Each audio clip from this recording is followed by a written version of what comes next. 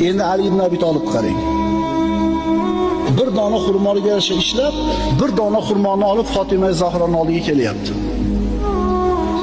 Yo'lda birov Alloh uchun bir narsa bering deyapti. Allohning nomini o'rtaga qo'ygan uchun Ali roziyallohu anhu berdi. Chunki ishonchi aniqda Alloh uchun bersa qaytishi. Alloh uchun berilgan narsa albatta qaytishligi ishonchi komil.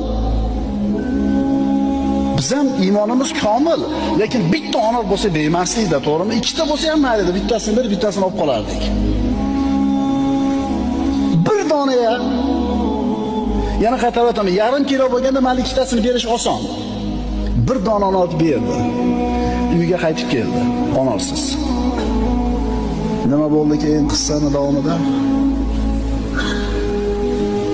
Qani ona Fatimani, ona yo'q, biroz so'radi, berdim deb turdi, eshik taqilyapti.